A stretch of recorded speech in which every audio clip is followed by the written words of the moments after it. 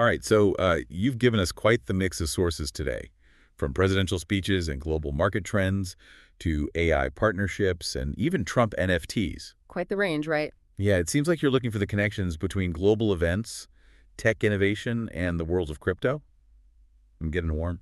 You're right on the money. It's a fascinating intersection for sure. And to kick things off, did you know that the president of Belarus is taking inspiration from Trump when it comes to Bitcoin mining? Yeah, President Lukashenko announced plans to use excess electricity in Belarus for Bitcoin mining. It's pretty interesting. Okay, so let's unpack this whole Trump effect.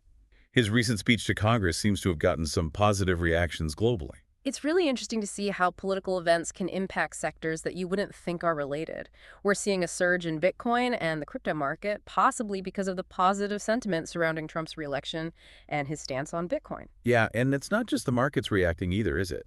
We're seeing politicians worldwide embracing Bitcoin and cryptocurrencies, like President Lukashenko. Absolutely. And it really makes you wonder, could this be a sign of a larger trend? Are we seeing the beginnings of states exploring Bitcoin as a strategic reserve asset? Whoa, that's a big idea. Imagine countries holding Bitcoin alongside gold in their reserves. What kind of implications could that have on the global financial system? The potential implications are huge. If enough countries start adopting this strategy, it could have a major impact on the value of Bitcoin and the whole cryptocurrency market. Some experts think it could offer a hedge against inflation and economic instability. Makes you wonder if this could be the start of a major shift in how governments view digital assets. Yeah, it's definitely a possibility. Now, switching gears to another big name in the crypto world, we've got Blockstream launching Bitcoin-backed funds. They're a pretty big deal in the Bitcoin ecosystem, right? Blockstream is incredibly important. For anyone who's not familiar, they're basically responsible for maintaining and developing a lot of Bitcoin's core technology. So what's the big idea behind these Bitcoin-backed funds? Well, these funds are designed to provide liquidity to institutional investors. It allows them to borrow against their Bitcoin holdings without having to sell. So you could access funds without giving up your Bitcoin. That's pretty cool. Yeah. What kind of impact could this have on the market? It could be a big driver of further market growth. Providing this kind of liquidity could attract more institutional investors who may have been hesitant to enter the market before. Interesting. And with all this happening, it makes the upcoming crypto summit even more interesting. It sounds like anyone in the crypto world will be there. Michael Saylor, Vitalik Buterin, Charles Hoskinson, Brad Garlinghouse, even government officials are on the list. The Crypto Summit has always been a big event, but this year feels different. Given all the current trends, I wouldn't be surprised if the formation of a crypto strategic reserve becomes a major topic of discussion. What kind of impact do you think the summit could have on the industry as a whole? Announcements made at the Crypto Summit could have a major impact on market trends, regulation, and the future of the whole crypto industry. It's definitely something to watch closely. It almost feels like we're about to see crypto really hit the mainstream. It's certainly possible. All right, so buckle up because this next one's a curveball. You ready for this? Trump is launching a Metaverse company. Seems like President Trump is venturing into the Metaverse and NFTs with his new company DTM operations. He's even filed trademark applications for the Trump name in this new space. Trump NFTs, the Metaverse. This is wild. What are your thoughts on this move? I think Trump's brand recognition and his loyal following could attract a new demographic to these emerging technologies, and that could lead to more widespread adoption. So Trump might actually be a catalyst for bringing the Metaverse to the masses. Who would have thought? It's an interesting development for sure. It also raises questions about the intersection of politics and digital spaces. That's a big question for sure, and one we should keep in mind as this all plays out. But for now, let's shift our focus to the Middle East and the world of AI. I hear Dubai is becoming a major hub for AI development. Dubai is making big moves in the AI field. They've partnered with ERIC, the Artificial Intelligence Center in Hamburg, to create a global hub for AI development and innovation. And they've created this regulatory sandbox, right? What exactly is that? The regulatory sandbox is a controlled environment where companies can test their AI technologies before wider release. It's meant to encourage innovation and let companies experiment with new AI applications in a safe and regulated space. So it's like a testing ground for AI where developers can work out any issues before releasing their technologies to the public. Exactly. It's a very forward-thinking approach that could give Dubai a significant advantage in the global AI race. Interesting. It's interesting how Dubai seems to be embracing these disruptive technologies, both in the blockchain space and now with AI. They're definitely positioning themselves at the forefront of the technological revolution. And speaking of AI and disruption, I hear that Riyadh Air, the new Saudi Arabian airline, is partnering with IBM to integrate AI into their operations. They want to use IBM's Watson X AI platform to enhance every part of the air travel experience. Yeah, that's right. This partnership could have a major impact on the whole aviation industry. Just imagine AI optimizing flight schedules, streamlining maintenance, and even personalizing the customer experience. Sounds like they're aiming to redefine what air travel looks like in the 21st century. It's a bold goal for sure, but with AI, it might just be possible. This is what I love about these deep dives. We're seeing how technology is shaping our world in real time, from the rise of cryptocurrencies to the integration of AI in industries like aviation. It's a good reminder that we're living in a time of incredible technological advancements. The key is to stay informed and adapt to these changes as they happen. Well said. We've covered a lot in this first part of our deep dive, from the global impact of political events to the rise of AI in some pretty unexpected places. But we've only just scratched the surface. There's definitely more to come. Stay tuned for part 2, where we'll go even deeper into the implications of these trends and what they mean for the future. We'll be right back. Welcome back. We've got plenty more to dig into in these sources. Yeah, you're right about that. Okay, let's jump back into this idea of a crypto strategic reserve. It seems like it's getting more and more attention, but what does it actually mean? And why are countries suddenly so interested?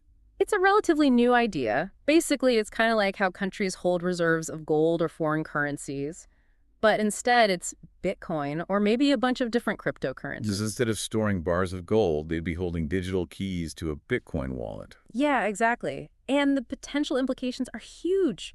Imagine if a lot of countries start doing this. It could have a massive impact on the value of Bitcoin and the whole crypto market. It'd be like a global stamp of approval for crypto, wouldn't it? Exactly. It would signal a huge shift in how governments view digital assets, and it could pave the way for wider adoption.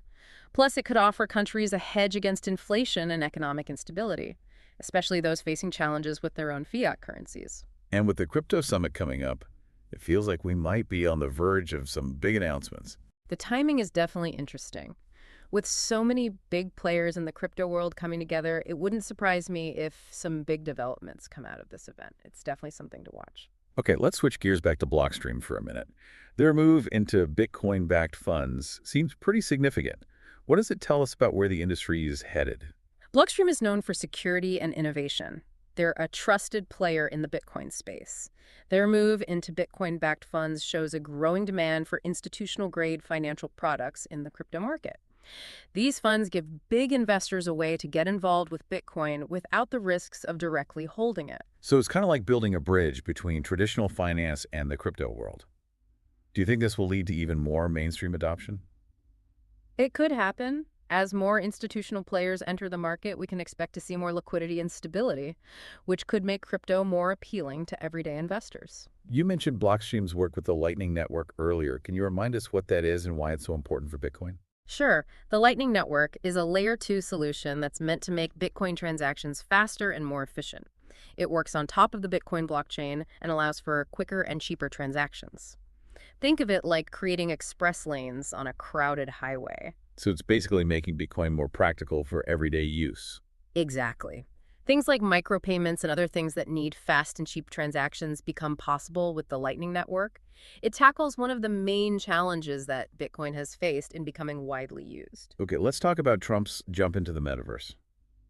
I'm still trying to wrap my head around this one. What's his angle here? It's tough to say for sure, but it's probably a mix of things. He definitely sees the potential for making money in the metaverse and NFT market, which is huge right now. But there's also a strategic element to it. What do you mean? Well, President Trump has always been really good at using new and different ways to connect with his supporters. The metaverse could be another way for him to reach them, build a community, and maybe even raise money for future campaigns. So it's like a virtual rally. In a way, yes. But it could be much more than that. Imagine a virtual world where his supporters can interact with each other, attend events, and even buy digital merchandise. It's a whole new level of political engagement. Exactly. It makes you think about the future of politics in this digital age. Could this be the start of a trend where politicians make their own virtual worlds to connect with voters? That's an interesting thought. It seems like we're always pushing the boundaries between the real world and the digital world. Absolutely. And the implications are huge. Before we move on to Dubai and AI, I want to touch on one more thing about the crypto market. Bitcoin's dominance seems to be growing again. What does that mean exactly? Bitcoin's dominance is basically how much of the total cryptocurrency market value comes from Bitcoin. It's a way to measure how much of the whole crypto pie belongs to Bitcoin. So even with all the buzz around altcoins and DeFi, Bitcoin is still the king. For now, it seems that way. It suggests that investors are turning to Bitcoin as a safe haven asset when things are uncertain. Got it. Okay, let's shift gears to the Middle East. What's driving all the investment in AI in Dubai and the rest of the region? A few things are happening. Governments in the region are trying to diversify their economies and become global leaders in technology. They see AI as a big part of future growth. And Dubai seems to be at the forefront with their regulatory sandbox and partnership with AR. Yeah, Dubai has always been a center for business and innovation. Their location plus their open-minded approach to regulation makes it attractive for AI companies. So they're creating a welcoming environment for AI development. Exactly. And it's not just Dubai. We're seeing similar things across the Middle East, like in Saudi Arabia with Riyadh Air's partnership with IBM to use AI in their operations. Their AI plans seem pretty ambitious. What kind of impact could this partnership have on the whole aviation industry? Riyadh Air going all in on AI could set a new standard for everyone. Imagine AI making flight schedules better, streamlining maintenance, and even making the customer experience more personal. This could make other airlines use similar technology to keep up. So it's like a ripple effect across the aviation industry. Exactly. And it goes beyond just airlines. We can expect to see AI playing a bigger role in all parts of air travel, from baggage and airport operations to air traffic control, and even how planes are designed. Sounds like AI is about to completely change air travel, just like it's changing so many other industries. It's an exciting time to watch it all happen. We're seeing technologies combine and reshape our world. It's a good reminder that we need to stay informed and adapt as things change. We've covered a lot in the second part of our deep dive. From the potential of a crypto strategic reserve to the rise of AI in the Middle East, and there's still so much more to discuss. There is. In the last part, we'll look at the bigger picture of these trends and what they could mean for the future. So we've seen how political events, tech advancements, even pop culture, it's all kind of coming together in ways you wouldn't expect. It's a lot to process. What does it all mean? Where are we headed? It really is a fascinating time. I think we're seeing a shift in power, a kind of decentralization of influence that's challenging the old ways and creating all these new opportunities. It feels like the old rules don't apply anymore and the future is wide open. It's like we're at the beginning of something new, an era where the lines between the physical and digital worlds are blurred, and tech is changing everything. Finance, politics, travel, entertainment, you name it. Exactly. And it's all happening so fast. Just think about countries holding Bitcoin alongside gold. It could completely change the global financial system as we know it. Implications are pretty crazy. How would that impact the global trade? Would the US dollar lose its dominance? Yeah. It brings up so many questions. Those are the questions economists and policymakers are wrestling with right now. It's uncharted territory. One thing's for sure, though, Bitcoin and other cryptocurrencies are making us rethink what money and value really are. And then we have the rise of artificial intelligence. We're seeing it everywhere. Yeah. From self-driving cars to personalized medicine, what role do you see AI playing in this new world order? AI has the potential to be both incredibly beneficial and incredibly disruptive. On one hand, it can automate tasks, make things more efficient, and even help us solve complex problems like climate change and disease. But it also raises concerns about jobs, algorithmic bias, and the potential for misuse. It feels like we're at a crossroads. AI could lead us to a better future, or it could make things worse. It really comes down to how we choose to develop and use AI. We need to put human well-being first, establish ethical guidelines, and ensure that AI systems are transparent and accountable. Okay, so we've talked about Bitcoin AI and the Metaverse. Is there a connecting thread between these trends? They seem pretty different at first glance. I think the common thread is the democratization of access and opportunity. Technologies like Bitcoin and the Metaverse are giving individuals more power than ever before. They're giving people more control over their money, their data, and their online identities. So these technologies come with challenges, but they also offer a path to a more decentralized and equitable future. Exactly. A future where power is more evenly distributed and people have more say in their own lives. That's a pretty inspiring vision. It also sounds like a lot of work. What can our listeners do to prepare for this new era? I think the most important thing is to stay curious and engaged. Keep learning, stay informed, and don't be afraid to challenge the way things are. The future isn't something that just happens to us, it's something we create. I think that's a great point. This has been a really thought-provoking deep dive. Thanks for joining us on this journey into the future. It's been my pleasure. And to our listener, we'd love to hear from you. What stood out to you? What questions are you still thinking about? Let's keep the conversation going. Until next time.